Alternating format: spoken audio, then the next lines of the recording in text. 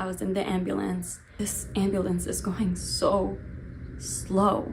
And I remember in my head, that was the moment when I said, like, my son is gone.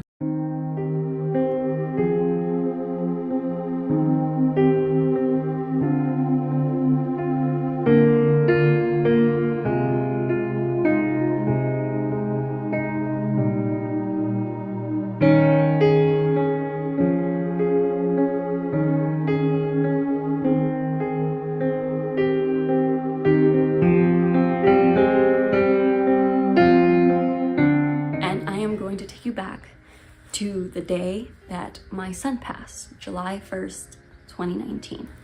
So I remember this day as if it was yesterday. So I remember I was in the ambulance, and till this day I still get like triggered when I hear an ambulance.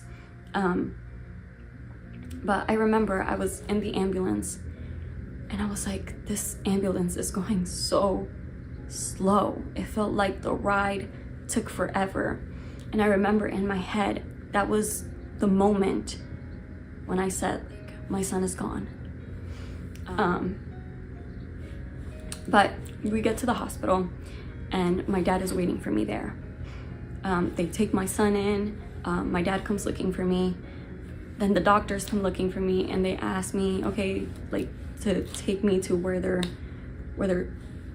taking care of him, basically, where they're trying to resuscitate him. And they asked me if I want my dad to come in.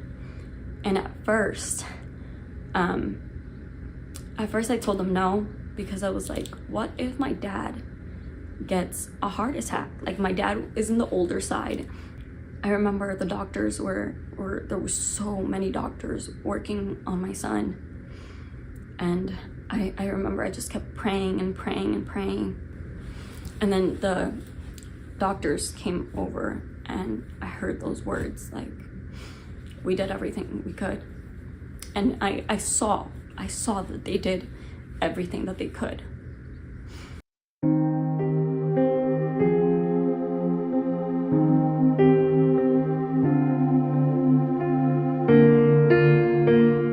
I'm not sure who it was that told her. I was already in the room, but I can still hear when my mom screamed.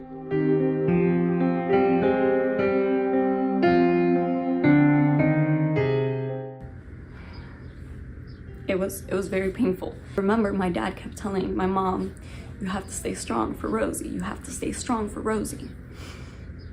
And even though my dad was telling my mom that, in my head, I'm like, I gotta stay strong for them. Kind of suppressed my feelings so that I could attend to them. And because of this, I just became numb.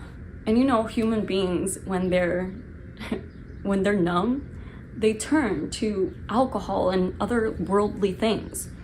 And that's exactly what I did. I was in a very, very dark place. So for the past 4 years, I used to say that I had secondhand suicide. I was suicidal, but I wouldn't act upon it. And the reason why I wouldn't act upon it is because I kept telling myself, I know the pain of losing a child, and I would never want my parents to experience the pain that I have to experience every single day.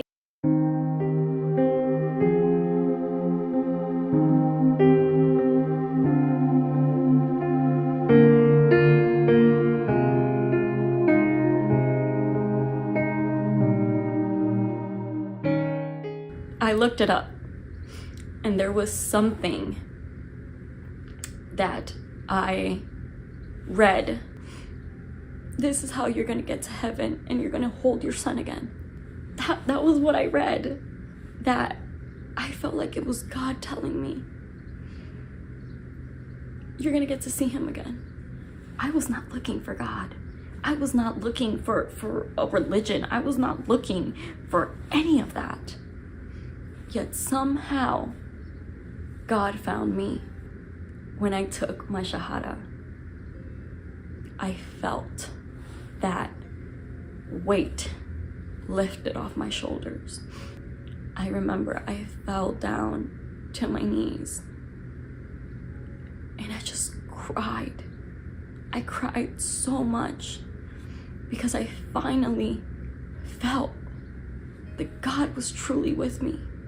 I finally felt all that depression, all that suffering. It was like as if it was ripped out of me. And my life has been so wonderful ever since.